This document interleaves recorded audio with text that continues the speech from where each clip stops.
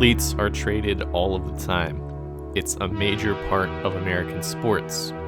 The art of the trade is a harsh one. It evades the concept of loyalty while giving fans of particular teams either hope or the lack thereof. The right trade can win your team a championship.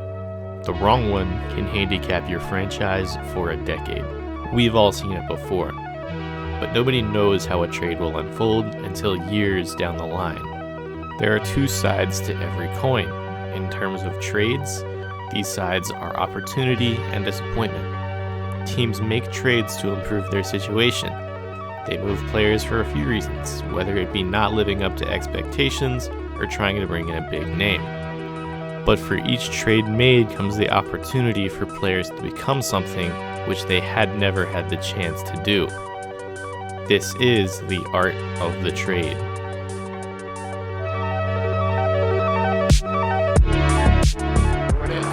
With the 10th pick in the 2017 NFL Draft, the Kansas City Chiefs select Patrick Mahomes, the second quarterback.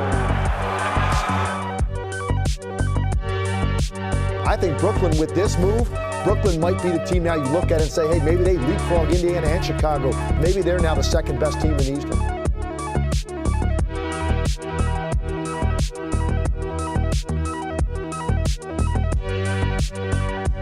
Okay, thank you very much. We'll call you back. Thank you. Come on! Come on!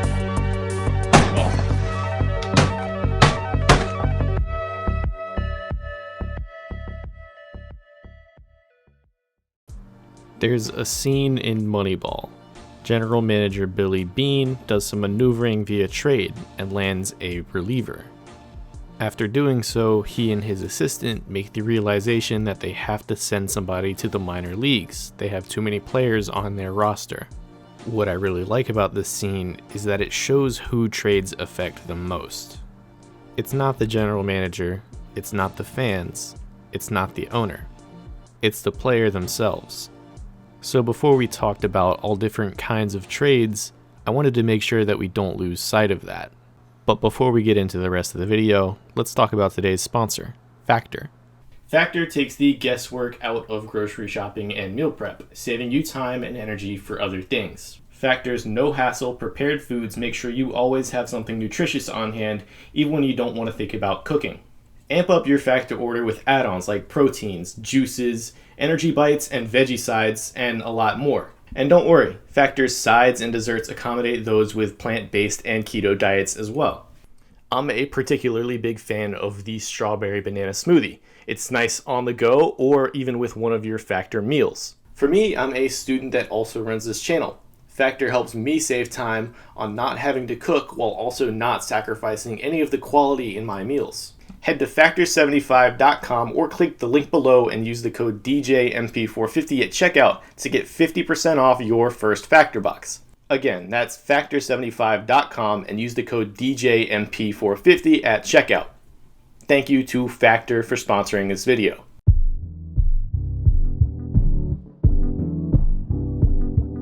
It's rare that we see a trade which both teams benefit. It's a rarity, especially when a star player is involved. In 2017, though, we have one of our best examples, with Paul George being traded from the Indiana Pacers to the Oklahoma City Thunder. The Pacers received Victor Oladipo and Domantas Sabonis, with Paul George going back to the OKC Thunder. Paul George only had a year left on his contract at this point, so the Pacers didn't quite get the return that people expected.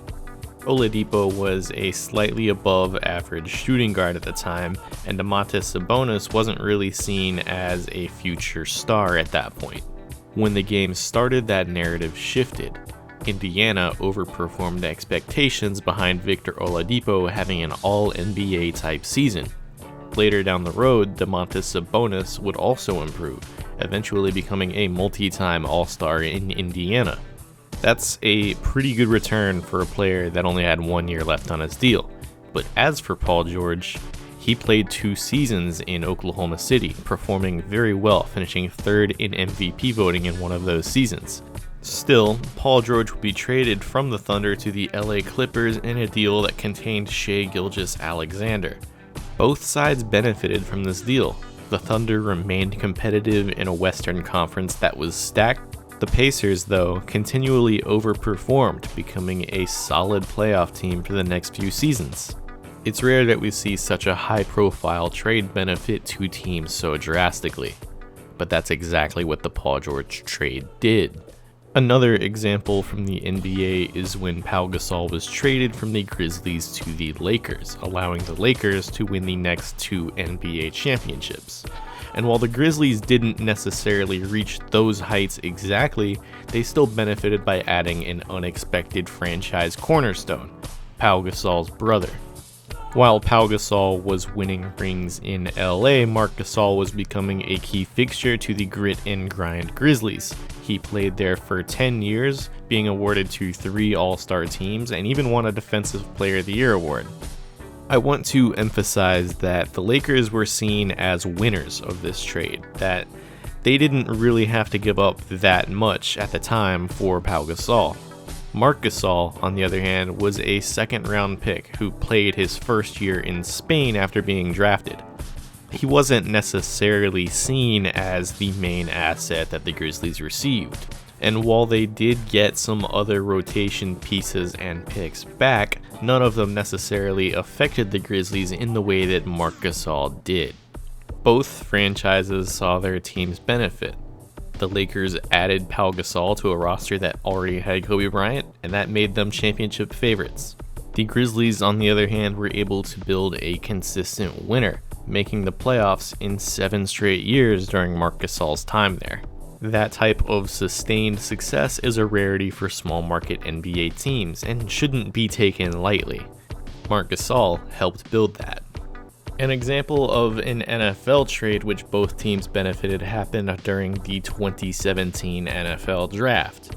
The Chiefs were looking for a quarterback and found one in Mahomes, but they had the 27th pick and he obviously would not make it there.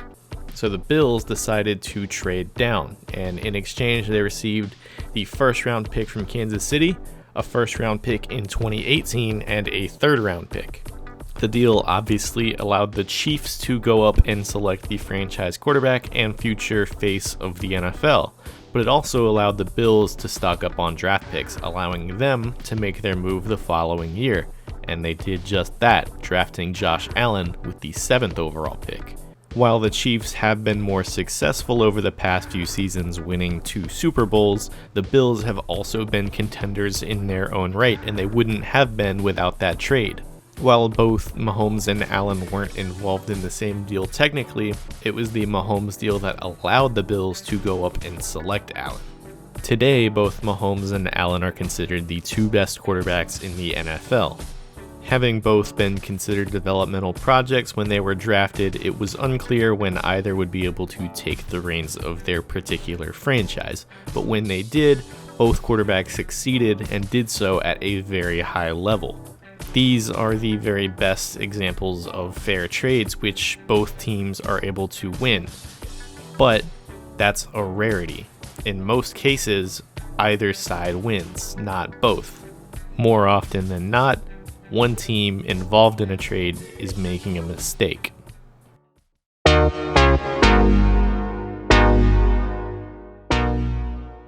There's a lot that goes into making a decision, especially one that alters the course of your particular franchise.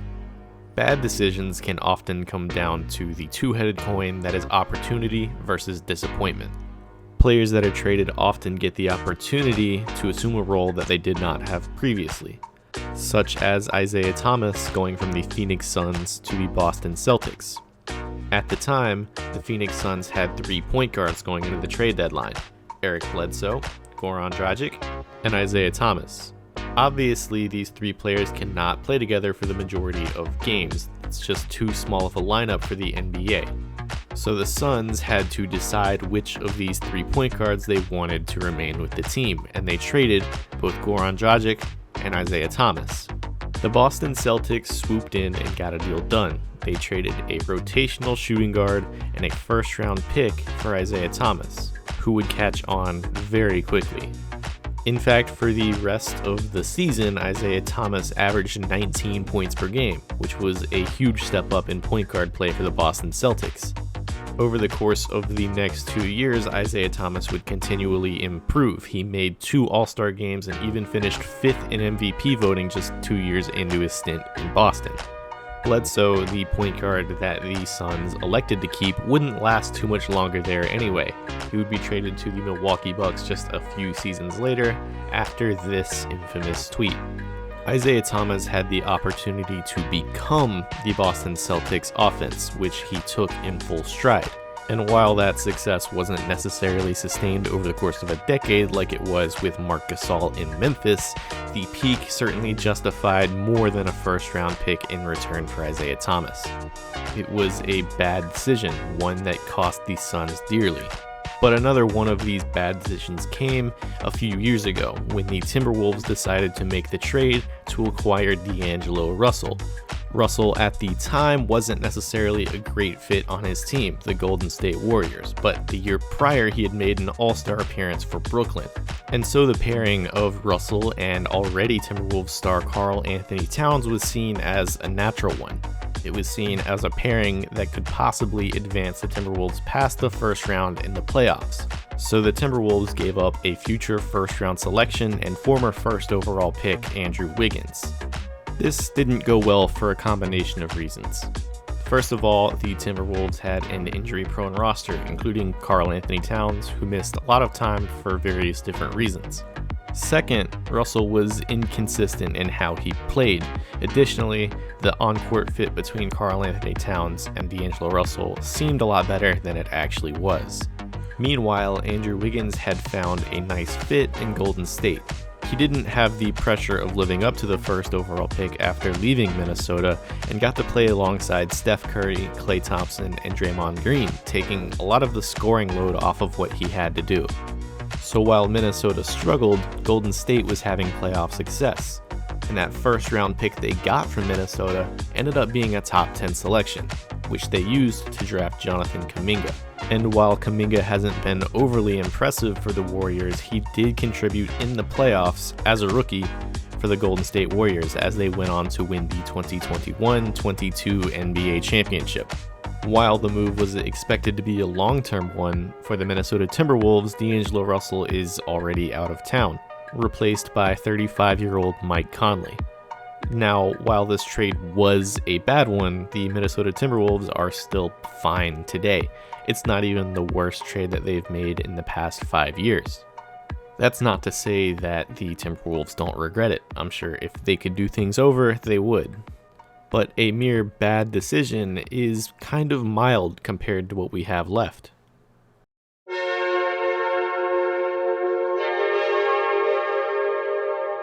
The easiest way to succeed in the NFL is to have a transformative franchise quarterback.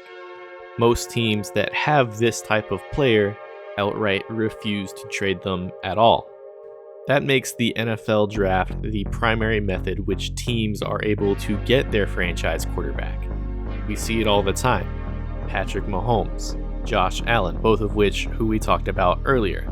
In 2012, Washington went up to get their guy. Their guy being Robert Griffin III, a standout quarterback out of Baylor University. The trade saw Washington send the Rams 3 first-round picks and a second-round pick in exchange for the number 2 overall selection. So after Andrew Luck went off the board with the first overall pick, Washington had their choice, selecting Griffin. And things started out great. RG3 had a phenomenal rookie season, winning the Offensive Rookie of the Year award for the NFL. However, in the playoffs when Washington was playing Seattle in the first round, RG3 tore his ACL. Now, I want to make clear that RG3 had all of the talent in the world, and had it not been for this injury, he likely would still be playing in the NFL to this day. However, FedEx Field is one of the worst maintained fields in the NFL. The ground that day had no give, so when RG3 went for a botched snap, he fell in a non-contact injury in an awkward fashion, tearing his ACL.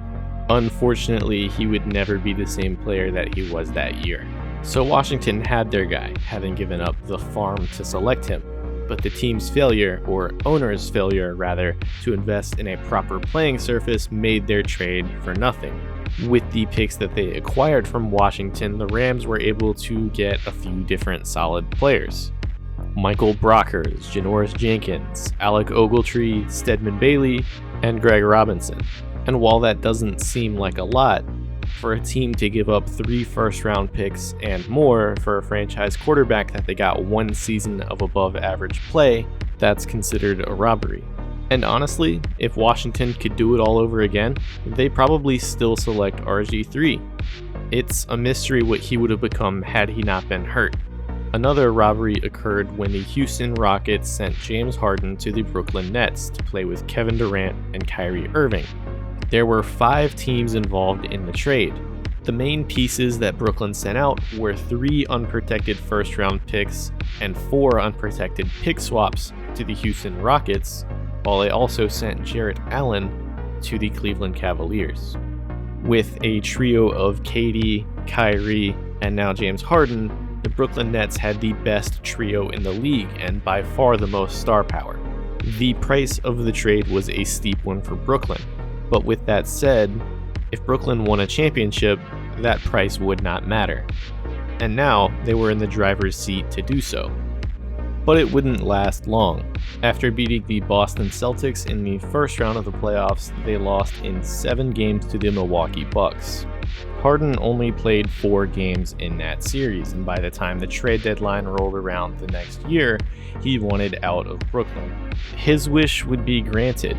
After giving up so much to acquire James Harden, the Philadelphia 76ers swooped in and got him for the price of Ben Simmons and a package of picks. That package of which was a lot lighter than what the Nets initially gave up. Jarrett Allen, one of the players that the Nets gave up for James Harden, had developed into an all-star caliber center at this point, and that's not yet factoring in the massive amount of draft picks that the Nets gave up to acquire Harden. The latest of the picks that they did trade will not convey until 2027. The Nets were robbed. They traded for a player that didn't want to be there after only 1 season. And while Harden was clearly a talented player, the Nets failed to keep a core group of players together. While the price they paid would have been justified had they won a championship, that did not happen. So that makes this trade a robbery. But what level could be even higher than this? I mean, do trades really get much worse?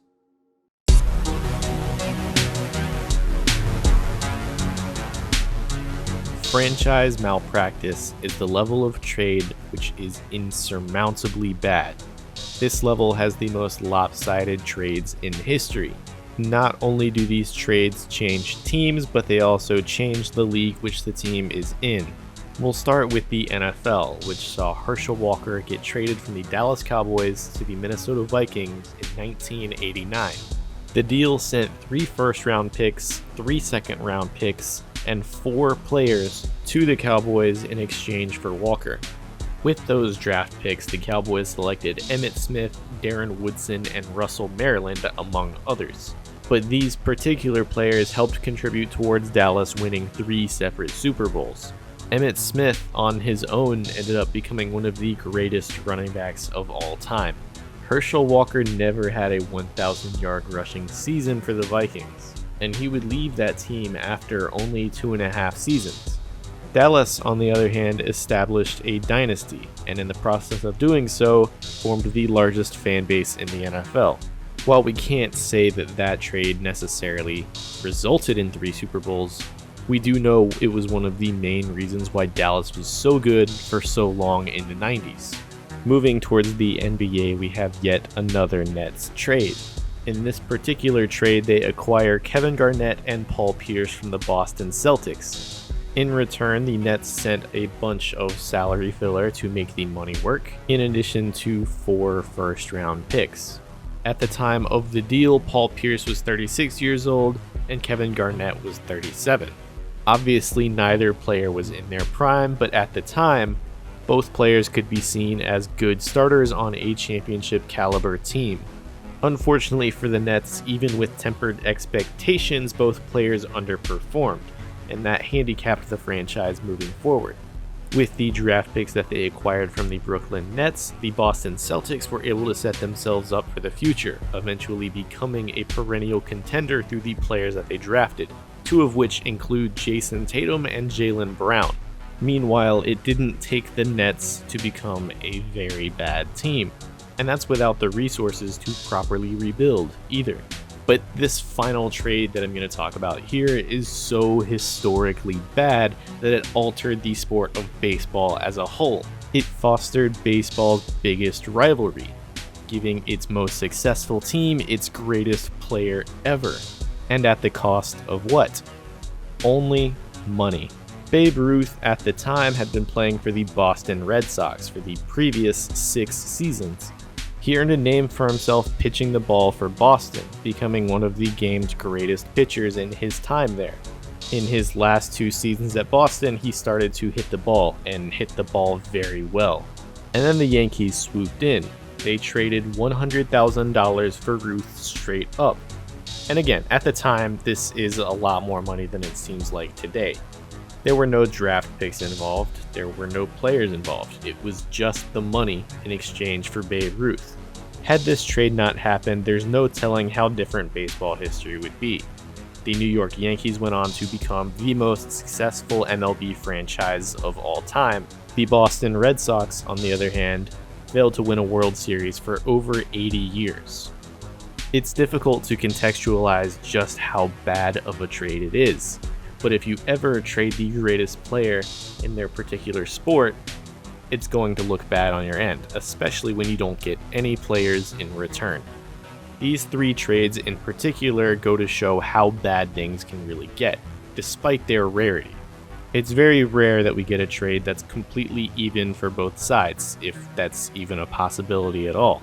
But the bigger the trade, the more inherent risk that you're taking on by completing it. It could either change your franchise for the better or set up another team for a dynasty's worth of success. Only one team can win a championship in any given year, but all teams have the goal of winning one. That scarcity drives desperation, which in turn makes the art of the trade all the more important.